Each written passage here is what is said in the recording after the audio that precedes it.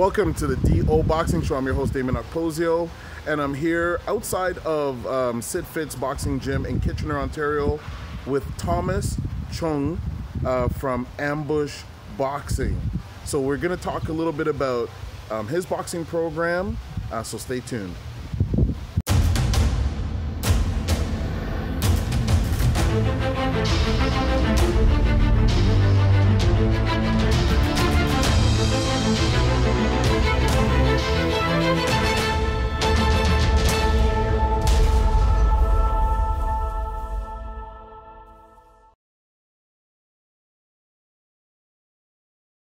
Welcome everybody to this episode.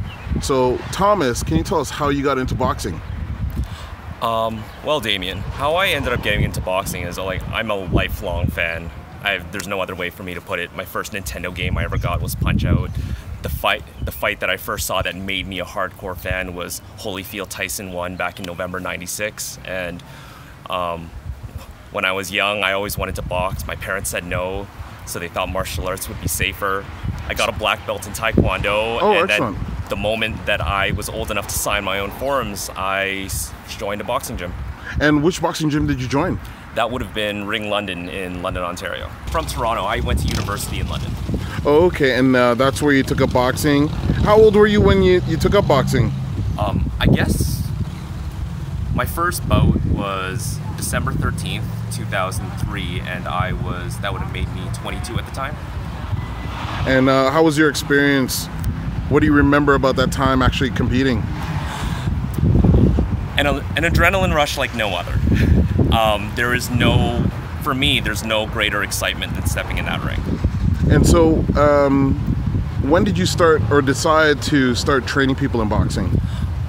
It's kind of interesting how that turned out, because really fighting, I was more interested in the science of it and understanding the sport than I was in actually competing. And I was at the Pacquiao-Hatton fight in 2009 when I met one of the cornermen for the only Canadian fighter on the card. And when I told him that I was interested in coaching, he actually he gave me the name of the person that I ended up doing my coaching apprenticeship under, that being he being Ryan Grant, or RG. I ended up meeting Ryan when I came back to Toronto in the summer of 2009, and throughout 2009 and 2010 I ended up actually staying in Toronto for a year, during which time, in the process of doing my apprenticeship, I ended up fighting under his gym. And afterwards, I've just always kept close contact, always been come back to the gym every time I was in Toronto. And just kept learning as much as I could until the opportunity came for me to get certified as a coach myself. Okay, and so now where are you exactly, and how has that been going? Well, for the last few years, I've been running different boxing programs in different isolated First Nations communities that I've been living in Northern Ontario, those being in particular Big Trout Lake, Summer Beaver, and most recently in Bearskin Lake. I've now most recently I just moved to Kenora, Ontario, where it's a community of about 15,000 people near the Manitoba border. And there's no boxing clubs, and I'm hoping I can give people who are interested in the sport the opportunity to participate. So are you training people right now? I'm in the process of negotiating space, so right now I'm actually just in infancy stages of trying to get a club started. That's very exciting.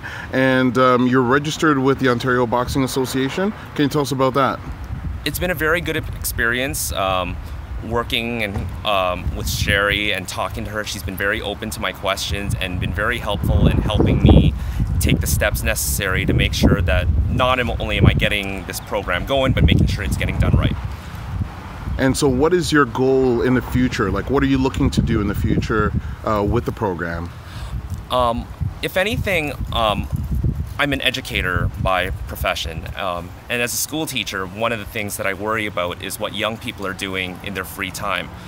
The most vulnerable hours for young people are typically between 3 and 6 p.m. after school, before parents are home from work, and I'm hoping to run a program to keep young people busy and off the streets, just to help make the community better. At the same time, when I look at the social dynamics of Kenora, which has a high First Nations population. I've always considered boxing to be one of the sports, alongside with basketball and soccer, that I feel all young people should be able to participate in, regardless of their socioeconomic class. And I'm hoping that if I can run a program that's open to everybody, that's affordable, not even affordable, I want to run it free for young people and just help contribute to the community.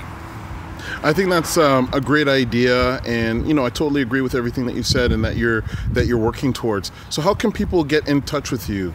Is there a way that do you have social media, or how can people contact you? Feel free to look up and like my Facebook page, Ambush Boxing. You'll see our logo is the medicine wheel symbol with an eagle dangling boxing gloves from his talons, and hopefully once my club started, I'll have a lot more updates to work with. That's excellent. Thank you so much for taking your time. Really appreciate it. Thank you very much. Thanks so much to Thomas for taking his time. Remember, you can ask us any questions related to boxing by sending us a message through Twitter at DOKPOSIO or through email, okposio@hotmail.com. Thanks for tuning into this episode, and don't be shy about contacting Thomas. Remember, again, Ambush Boxing. Thanks for tuning into this episode, and we'll catch you on the next one.